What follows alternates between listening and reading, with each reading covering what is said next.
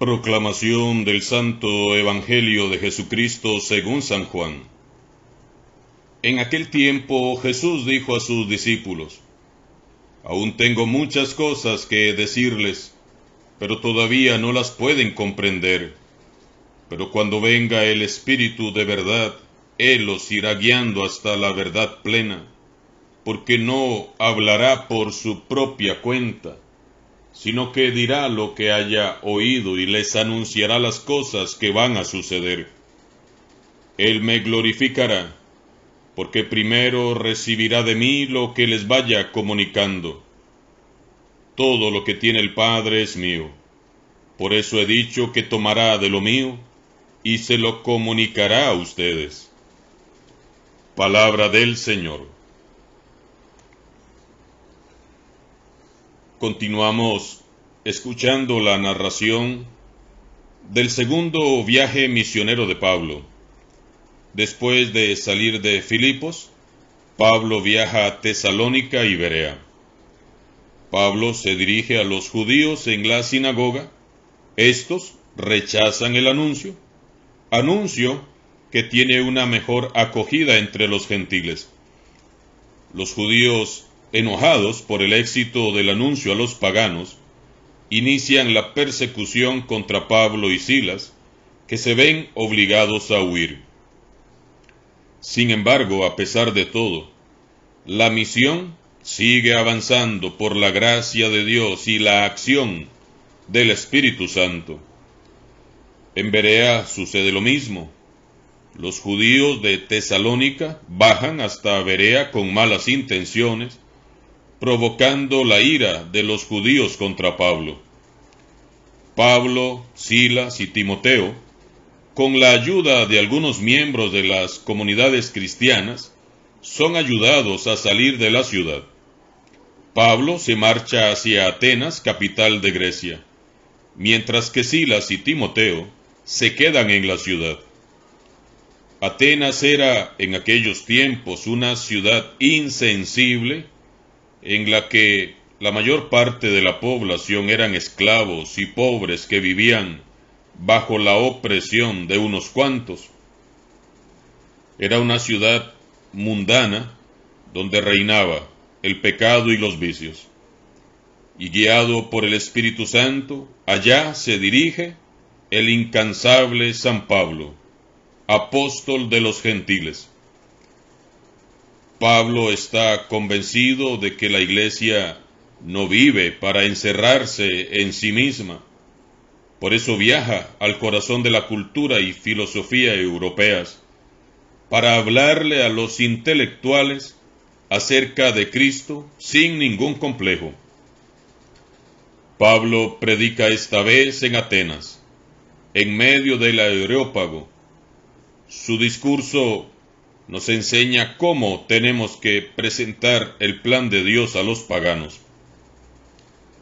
Pablo se hace en verdad griego con los griegos, como en otras ocasiones había sido judío con los judíos.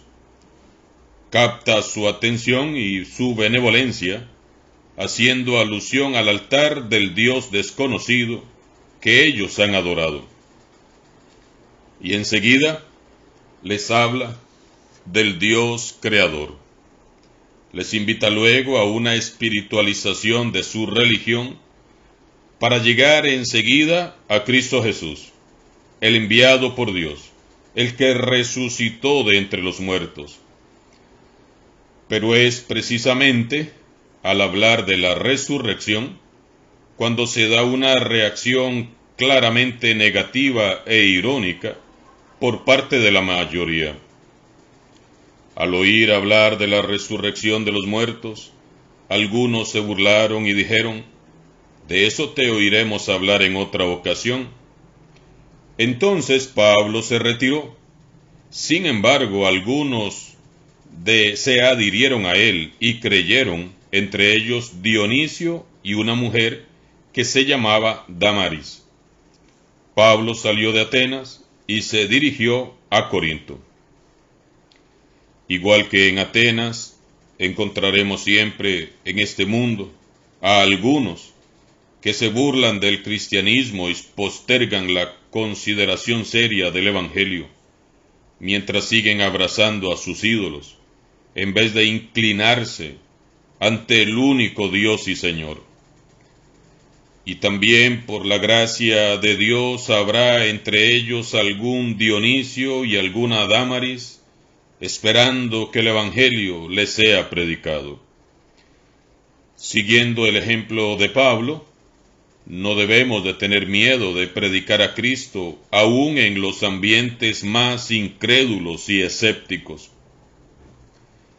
Expresemos sin miedo, en actitud dialogante y siempre respetuosa nuestra fe en los areópagos de nuestra vida diaria: el trabajo, el grupo de amigos, el vecindario, centros de estudio, el colegio, la universidad, el supermercado, centros de diversión, la calle, la plaza, la playa, el estadio, qué sé yo.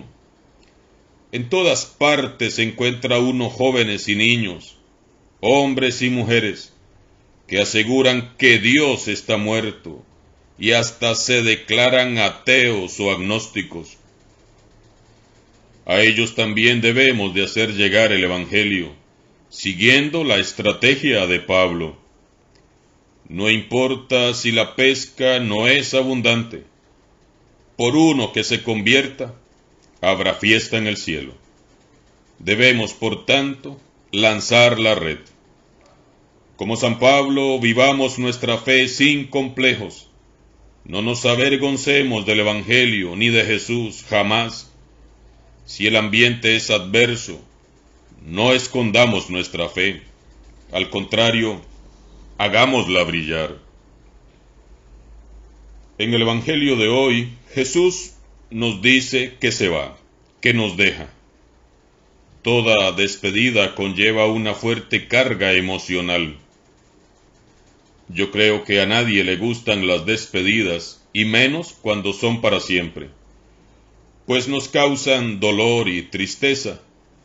Por eso los discípulos se angustian, les cuesta asimilar la noticia, se quedarán solos así de pronto. En las palabras de Jesús se perciben varios sentimientos. Por un lado, se siente la tristeza por la despedida. Él ama a sus discípulos. Y por el otro lado se percibe la preocupación de Jesús por sus discípulos, que en breve se quedarán sin su presencia. Queda muy poco tiempo. En breve, Jesús será detenido y ajusticiado. La obra iniciada por Jesús estaba aún incompleta. Los discípulos apenas estaban al comienzo del aprendizaje. 3 años era muy poco tiempo para cambiar de vida y comenzar a vivir desde otra perspectiva. La formación de ellos no había terminado. Faltaba mucho.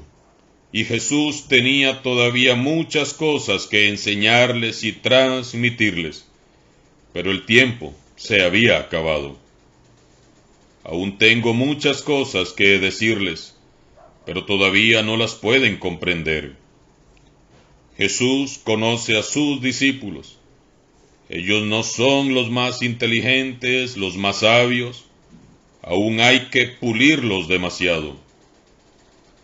No van a soportar por sí mismos todas las implicaciones y consecuencias del discipulado.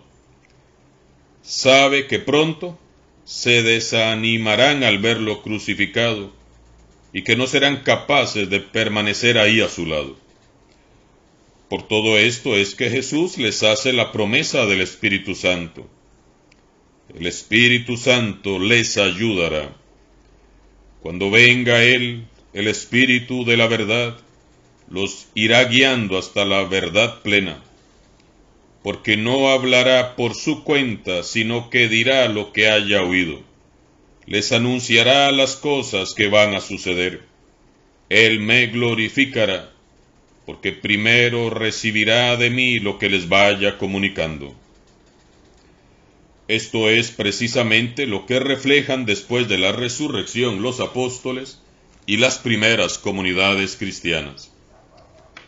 En la medida en que ellos iban imitando a Jesús y vivían tratando de interpretar y aplicar el Evangelio en sus vidas, es que experimentaban la presencia y la luz del Espíritu Santo.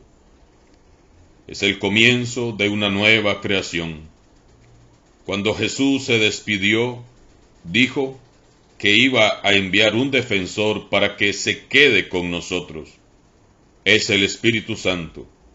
Y en Pentecostés la promesa se cumplió.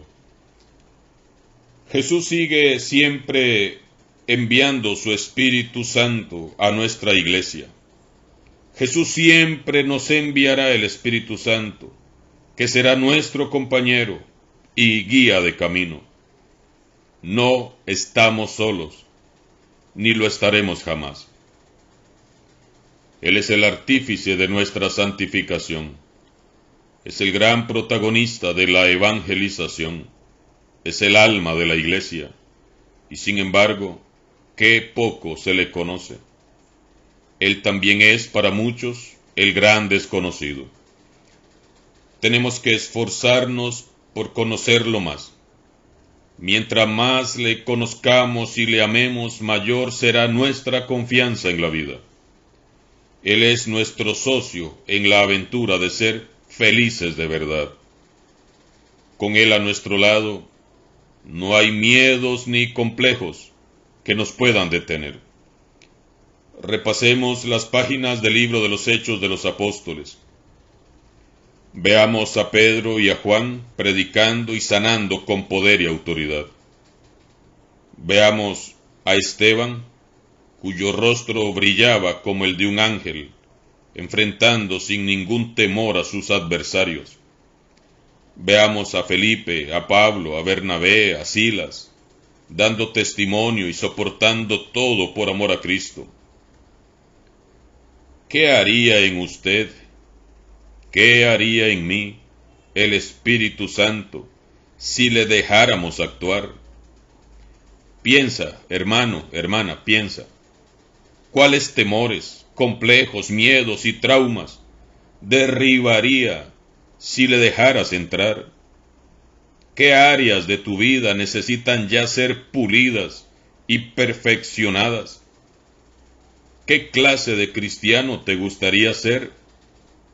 ¿Qué carisma o don te gustaría potenciar? Díselo con confianza a Él, y si lo dejas trabajar, Él lo hará, créalo.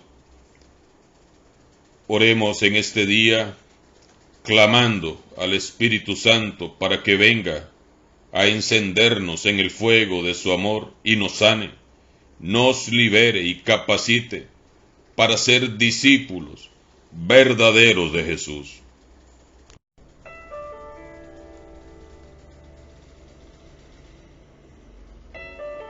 Ven, Espíritu Santo, penetra en las profundidades de mi alma con todo tu amor y tu poder. Arranca las raíces más profundas y ocultas del dolor y del pecado que están enterradas en mí. Lávame en la sangre preciosa de Jesús y aniquila definitivamente toda la ansiedad que traigo dentro de mí, toda amargura, angustia, sufrimiento interior, desgaste emocional, infelicidad, tristeza, ira, desesperación, envidia, odio y deseos de venganza, sentimientos de culpa y toda opresión del maligno. Oh bendito Espíritu Santo, ven en nombre de Jesús. Lávame en la preciosa sangre de Jesús. Purifica todo mi ser.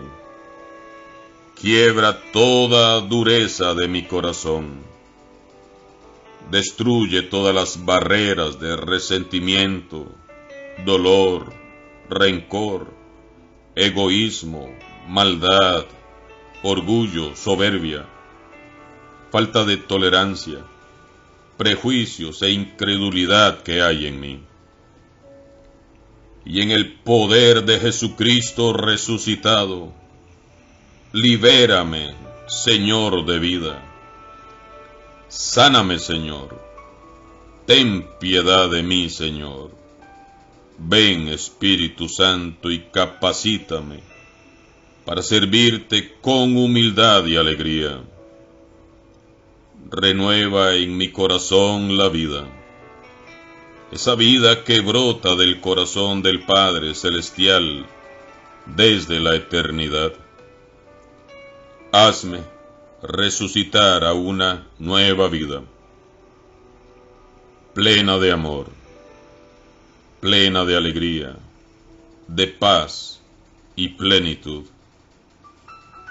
Sé que estás haciendo esto en mí ahora, y asumo y recibo por fe mi liberación, mi sanación y mi salvación en Jesucristo mi Salvador. Gloria a ti, mi Dios. Bendito seas para siempre. Alabado seas, Espíritu Santo. Amén, amén y amén. Alabado sea Jesucristo vivo y resucitado, sea por siempre bendito y alabado.